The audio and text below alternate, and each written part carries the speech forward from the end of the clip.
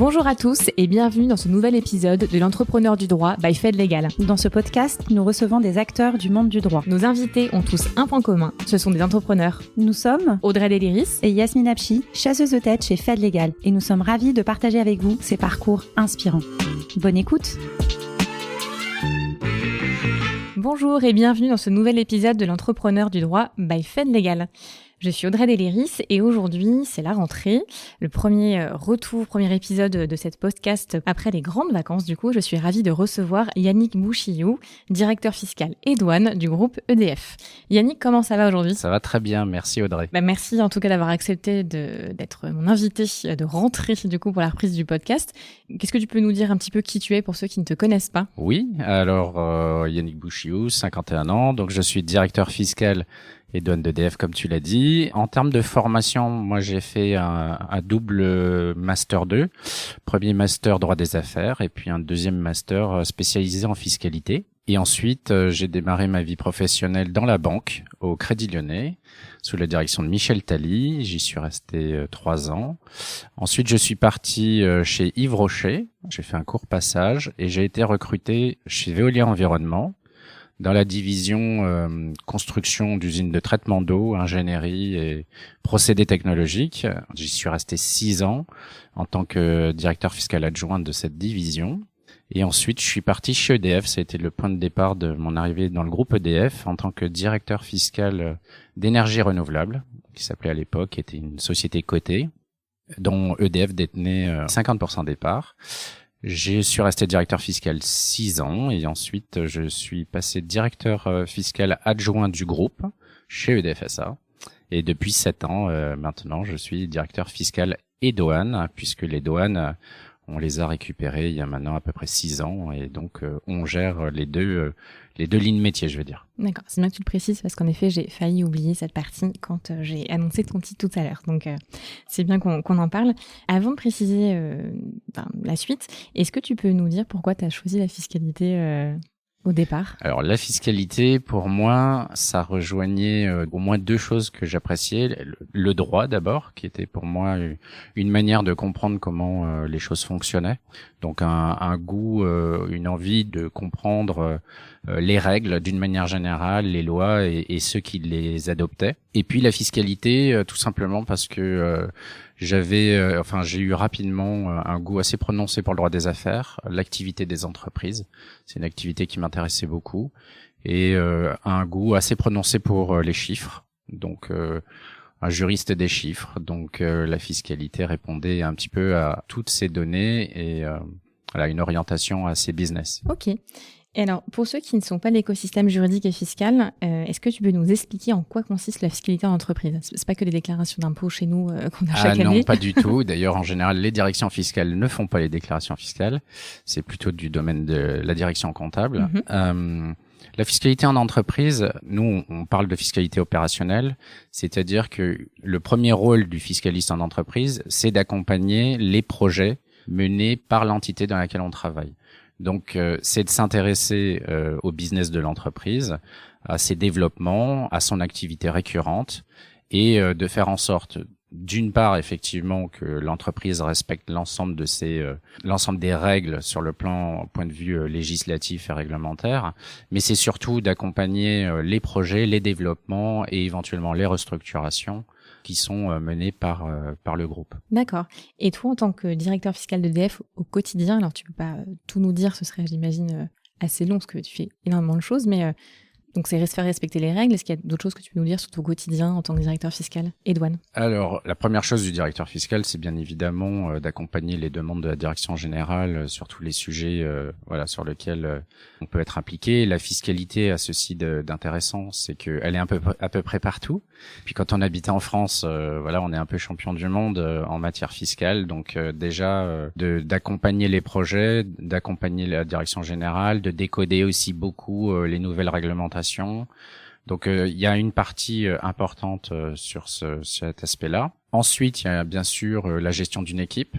Donc tout ce qui recouvre le management bien sûr, mais aussi les évolutions, les compétences, etc. Donc je dirais que d'une manière générale, le rôle du directeur fiscal, c'est d'anticiper d'anticiper sur la mouvance des règles, d'anticiper sur les mouvements dans les organisations, d'anticiper sur les besoins en termes de compétences, d'évolution. Et puis le dernier point qui est un peu particulier chez EDF, c'est qu'on a une ligne métier qui est donc fiscalité et douane, qui est assez significative. On est à environ 130-140 dans le groupe. Je dirais 2 tiers en France, 1 tiers sur l'étranger. Et donc, en tant que directeur fiscal, j'anime fortement la partie française. Et c'est pour nous une manière d'être attractif aussi, puisque lorsqu'on rentre chez EDF, on a la certitude qu'on se verra proposer des parcours professionnels, que ce soit à l'intérieur de la fiscalité ou des douanes, voire dans d'autres lignes métiers du groupe. D'accord. C'est un grand rôle d'animation et de management que tu as en plus de la partie technique avec ça. une grosse équipe. Et justement, ce rôle de manager, tu peux nous en parler Qu'est-ce qui te plaît dans ce rôle-là? Je pense que quand on veut être directeur fiscal d'un grand groupe, on est obligé à un moment donné, compte tenu de l'étendue du domaine technique, comme je le disais, de la très grande variété des sujets sur lesquels on peut être amené à traiter sur tous les domaines, le directeur fiscal à un moment donné se détache un petit peu de cet aspect très très technique. C'est plutôt de la responsabilité des équipes qu'on organise. Le rôle du directeur fiscal va être sur cet aspect managérial beaucoup plus de travailler le collectif, de travailler l'organisation, de prendre une équipe à un moment donné un point A pour l'amener à un point B en essayant à la fois d'optimiser quelque part le rendu et le travail et les expertises qui sont données par l'équipe d'une manière collective, mais aussi de faire en sorte que chaque collaborateur trouve sa place dans ce collectif. Donc voilà, c'est un peu comme le sport. Je pense qu'on ne devient plus performant qu'à partir du moment où l'ensemble est géré avec une certaine discipline, où chacun sait ce qu'il a à faire et il trouve son compte dans ce collectif. D'accord. Alors, moi, j'ai eu l'idée de te proposer de partager ton tour d'expérience justement sur ce sujet qui, je crois, t'anime beaucoup, justement, le management. Et je me suis dit que ça pouvait être extrêmement intéressant d'avoir cette vision très particulière. Alors, il y en a qui adorent le management et vous êtes plein, et heureusement, en tant que directeur juridique et fiscaux. Mais toi, je sais que c'est vraiment quelque chose qui t'anime vraiment énormément, que tu as mis plein de choses en place chez EDF. Et je voulais savoir si tu peux nous en parler. Qu'est-ce que tu as mis en place pour ton équipe cette ligne métier? Alors effectivement, je vais pas me cacher, c'est vrai que c'est un sujet qui m'intéresse beaucoup. Qu'est-ce qu'on a mis en place? On a essayé de créer une animation. La première des choses, c'est que on a mis en place un système de mobilité et de recrutement dans lequel en fait je publie l'ensemble des offres de fiscalistes et de douaniers à l'intérieur du groupe. C'est-à-dire non seulement auprès de mon équipe, mais également de l'ensemble des fiscalistes en France et des douaniers. Et libre à eux de pouvoir postuler librement, sans intervention du management. Donc ça a été forcément, ça a pris un petit peu de temps parce que c'est un peu une rupture par rapport aux lignes hiérarchiques classiques. Ça se fait avec des règles connues, c'est-à-dire qu'un collaborateur ne peut pas être en mobilité au bout d'un an lorsqu'il arrive dans un nouveau poste. Il y a forcément un minimum à respecter. Il y a un certain nombre de règles. Mais il y a une vraie préférence interne, c'est-à-dire qu'on ne recrute chez EDF à l'extérieur du groupe qu'à partir du moment où on a épuisé quelque part les possibilités d'évolution. Et donc à partir de là, les collaborateurs peuvent postuler et ensuite on met en relation l'employeur interne avec les candidats et ils font leur sélection des candidats et un seul est retenu.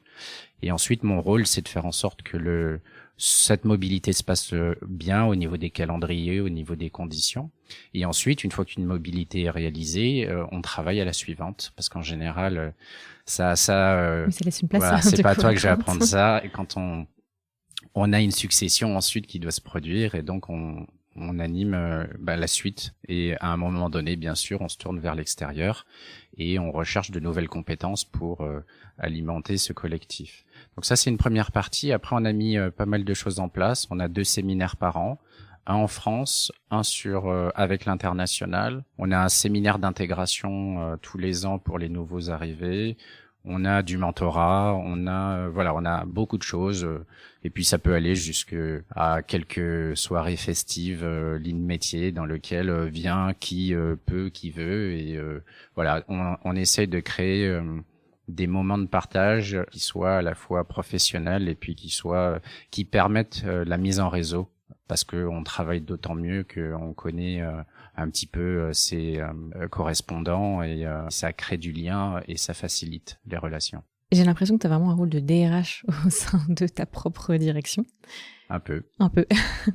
Et c'est intéressant parce que j'imagine que les 130 personnes dont tu nous parles dans la ligne métier, tu les as pas en direct. Enfin, en tout cas, j'ose l'espérer. Et du coup, ce que tu as mis en place, ça permet aussi d'avoir contact avec ceux qui ne te sont pas rattachés directement, du coup. Ils sont en contact direct avec toi quand il y a une mobilité. T'es quelqu'un de confiance en qui ils peuvent se tourner s'ils ont envie d'évoluer. Bien sûr. Et puis, il faut avoir aussi la confiance des managers intermédiaires qui jouent le jeu, et ça, il faut les saluer. C'est-à-dire que ça demande beaucoup de confiance des directeurs fiscaux de filiales et de BU.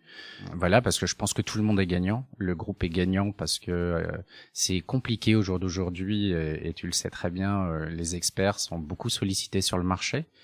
Et donc, il faut trouver d'autres atouts à proposer pour garder les meilleurs experts. Et donc, ça en fait partie. Proposer des parcours, c'est une manière d'être attractif et puis de conserver encore une fois les meilleurs éléments. Et puis, ça demande une forme de lâcher prise et une acceptation des managers que par moment, pour le bien du groupe, certains de leurs collaborateurs vont évoluer, vont avoir un parcours qui va leur permettre de progresser, et que pour eux, il faudra recommencer à constituer une partie de l'équipe et que c'est un investissement. Donc, on peut pas faire ça tout seul. On peut pas être manager tout seul. Ça demande aussi au sein de la ligne métier cette même application managériale qui est que on travaille d'abord pour le collectif et la performance du groupe sur le plan fiscal. D'accord. Et justement, avec tes N-1, j'imagine qu'il a fallu être pédagogue pour leur expliquer cette démarche-là, qu'ils allaient peut-être du coup perdre une partie de l'équipe, mais pour les faire grandir. Donc ça devait être intéressant au niveau managérial, peut-être d'être du coup en lien avec tes N-1, N-2, peut-être même N-3. Enfin, ça a été, j'imagine, un projet. Alors, la difficulté, c'est que on a une relation fonctionnelle avec les directeurs fiscaux de filiales, mais pas hiérarchique. D'accord. Donc ça suppose une acceptation. C'est pour ça que je me permets de le préciser, c'est que ça n'a pas été simple au départ. Ça fait un peu plus de 10 ans maintenant que ce projet s'est développé et qu'aujourd'hui ça fonctionne très bien. Au début, il faut se le dire, il y avait forcément des réticences de certaines entités à avoir une telle transparence, je dirais, dans le cadre du suivi et de l'évolution de leurs collaborateurs. Aujourd'hui, je le sais, tout le monde est gagnant, que ce soit les intéressés, que ce soit les collaborateurs ou les managers, parce que eux aussi souhaitent évoluer par moment et profitent de cette opportunité pour faire des évolutions au sein du groupe. Et puis les anciens collaborateurs qui deviennent de futurs managers, quelque part, ont intégré le fait que ça fonctionne comme ça. Donc ça prend du temps, un petit peu de temps pour être complètement fluide. Mais ça marche très bien. Ok. Tu parlais justement que c'est une forme d'attractivité aussi, forcément cette animation et ce que tu as mis en place. Pourquoi c'est chouette d'être fiscaliste chez EDF? Qu'est-ce qui est bien? Pourquoi c'est chouette? Pour tellement de raisons, je vais essayer de faire court. D'abord parce que le groupe est assez incroyable, par le métier qu'il exerce, en tant qu'entreprise publique, par le rôle qu'il rentre sur le marché, etc. Donc c'est pas une entreprise anodine, puisque l'électricité est un bien très important presque primaire pour les gens. Donc c'est une entreprise qui a des services, qui a une mission de service public. Ensuite, les projets sont absolument formidables, que ce soit en France, dans énormément de technologies. Le groupe EDF, en tant que premier électricien au monde, est capable de développer des projets à la fois sur l'amont et l'aval, sur quasiment toutes les technologies. Donc c'est une position unique, par la complexité aussi des choses qui sont à faire. Et puis à titre personnel, parce que pour moi le monde de l'industrie est celui dans lequel, en tout cas moi, je prends le plus de plaisir à évoluer, et en tout cas accompagner ces projets qui sont extrêmement concrets donne du sens à ce que nous faisons, et c'est quelque chose que les candidats qui postulent chez EDF me disent souvent que venir travailler dans le secteur de l'énergie, travailler aussi dans le secteur de la fiscalité, qui sont 2 domaines régaliens de l'État, ça donne du sens à ce qu'on fait au quotidien. Ok, merci pour m'avoir expliqué tout ça. J'aimerais bien revenir sur la partie importante que tu as expliquée, justement, cette fonction un peu de management RH, en tout cas interne, que tu as. D'où est-ce qu'elle te vient, cette passion pour les ressources humaines ? Du fait que bien que je sois un expert, je pense que j'ai plus d'intérêt à travailler avec les gens qu'à travailler sur la matière. Donc même quand on est expert, quelque part, on peut avoir en tout cas c'est ce qui me concerne, on peut allier à la fois le goût de l'expertise et en tout cas l'envie très très forte de la communiquer. Dans l'un des rôles importants du directeur fiscal, d'une manière générale, c'est de traduire des expertises aux membres de la direction notamment, aux ingénieurs, à toutes les personnes avec lesquelles on travaille. C'est une donnée importante de la fiscalité, c'est que on travaille pas en entreprise la fiscalité théorique, on travaille sur les métiers des autres, les projets des autres, les enjeux des autres. Et donc il faut cette curiosité, il faut ce relationnel. Et ce qu'on demande à un directeur fiscal ou à un fiscaliste, c'est d'être capable de vulgariser son analyse technique, de l'adapter aux enjeux et aux situations.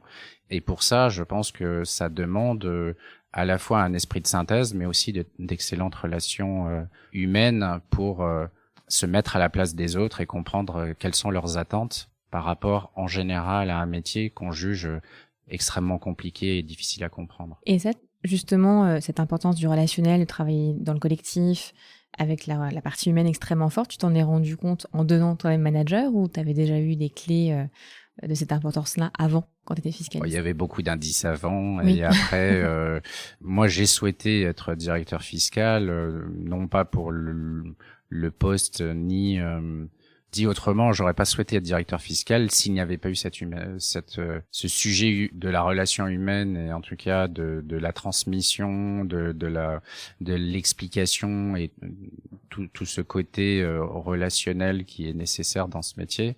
Si il s'était avéré qu'il fallait rester sur juste la partie technique, parce que être le plus expert de la bande ne m'a jamais intéressé. Peut-être qu'on a un point de différence avec les avocats, par exemple, qui sont très souvent des experts de très haut niveau dans un certain nombre de domaines de la fiscalité. Et c'est un sujet, moi, qui m'intéressait beaucoup moins que de celui de partager quelque part une matière, mais auprès de gens qui ne sont pas fiscalistes. Et justement, donc, ta passion pour les ressources humaines, ça te tenterait de devenir DRH un jour? J'y ai pensé. Ah, après, okay. Y penser, c'est bien, en avoir les qualités et la compétence, c'est un autre sujet. Mais oui, j'imagine, tel que je l'imagine, et enfin, j'en suis convaincu, ça doit être un très très beau métier. D'accord. En tout cas, peut-être en attendant d'être DRH du coup d'un groupe, tu es en tout cas peut-être le DRH de ton équipe en tout cas. Il est très facile de passer de directeur fiscal à DRH, mais bon, ne jamais dire jamais. Oui, pour la petite anecdote, avec ma collaboratrice Yasmine Alchi qui fait aussi ce podcast-là, on organise des matinales Fed Légal et au mois de novembre, on a une matinale Fed Légal, une rencontre avec des directeurs juridiques, pour le coup plutôt juridiques, qui ont la casquette DRH aussi.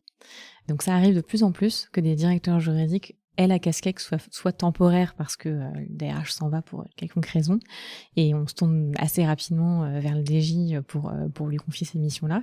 Et il y en a d'autres qui prennent vraiment la casquette officiellement de DRH. Donc ça arrive pour les directeurs juridiques, peut-être que... Et ce que je trouve intéressant peut-être avant de devenir DRH, c'est effectivement d'avoir eu une autre vie. Parce que... en tout cas, moi, si je le devenais un jour, ce qui est peu probable, mais imaginons, c'est ça que j'essaierais d'apporter, c'est-à-dire la connaissance d'un vécu dans d'autres métiers, dans d'autres circonstances, dans d'autres situations, et quelque part d'essayer d'amener ça en n'étant pas un professionnel de la DRH. C'est vrai. Par exemple, là, je donne plein d'exemples, mais chez nous, chez Fed, donc Fed Légal appartient à un groupe qui s'appelle Fed, notre directrice des talents, c'est une ancienne consultante de chez nous, en fait. Il connaît notre métier et c'est exactement ce qu'on a fait pendant des années. Et Julie, du coup, elle comprend extrêmement bien, donc forcément, elle nous accompagne au mieux pour notre évolution. Ouais. Et du coup, je l'embrasse par la même occasion, elle sera contente que je la cite, du coup. Voilà. Et justement, tout ce que tu as mis en place pour ton équipe, qui va, j'ai l'impression, en tout cas, au-delà d'un directeur fiscal, même si Non? Je sais pas. Tu sais pas? Du coup? Je me compare pas et je cherche, enfin voilà, j'essaye d'être authentique et autant l'animation de la ligne métier et la recherche du meilleur collectif possible est quelque chose, à mon avis, qui touche et en tout cas qui implique tous les directeurs fiscaux.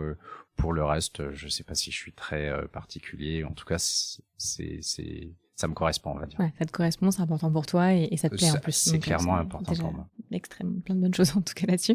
Mais est-ce que pour toi, justement, ce que tu as mis en place, est-ce que c'est pas être entrepreneur au sein d'une entreprise, justement, pour ton équipe? Je sais pas si c'est ça, être entrepreneur. Il y a une partie de ça. Ce sont des termes quand même qui peuvent se recouper sur certains aspects, mais pour moi qui sont quand même un peu différents. Oui, enfin pour moi être entrepreneur quand on n'est pas on n'a pas créé sa start-up, c'est dans un grand groupe de 160 000 personnes, c'est de se mettre en position de prendre des décisions, de jouer sur des organisations. Quand je dis jouer, c'est vraiment travailler, les faire évoluer, réfléchir à la fluidité, je dirais à la meilleure organisation possible pour obtenir les meilleurs résultats dans un collectif. Donc pour moi, être entrepreneur, c'est avoir l'envie de travailler là-dessus. J'oppose souvent entrepreneur à gestionnaire. Je suis quelqu'un qui n'aime pas beaucoup les situations établies, c'est-à-dire que, si je caricature, lorsque tout roule, je vais m'ennuyer assez vite.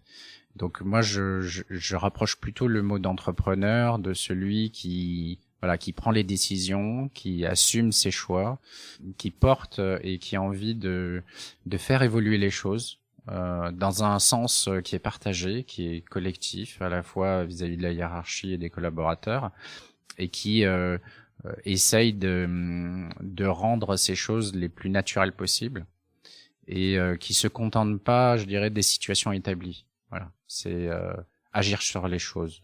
D'accord. Et justement, est-ce qu'il y a des inspirations par rapport à tout ça, des choses qui t'inspirent, des gens, des situations, des événements de ton parcours aussi? Je suis pas j'ai jamais eu vraiment de mentor.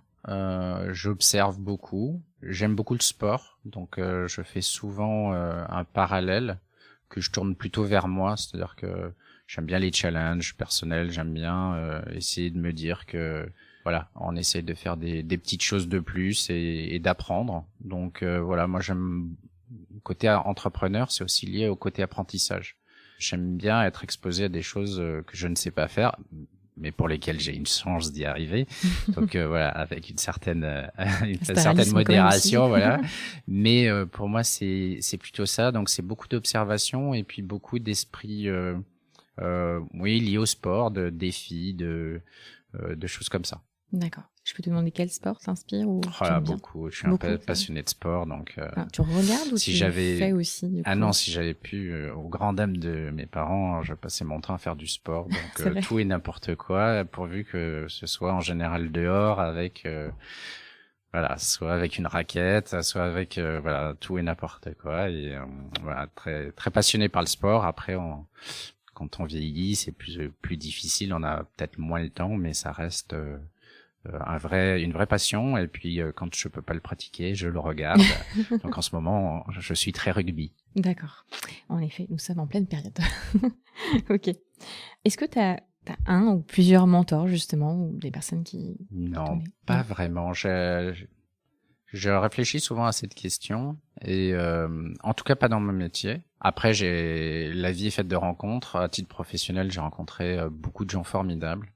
Je suis toujours impressionné par la qualité des gens qu'on peut rencontrer dans un certain nombre de directions, notamment chez EDF. Je suis toujours très très impressionné par la capacité des gens qui m'entourent. Voilà, moi je me nourris de ça.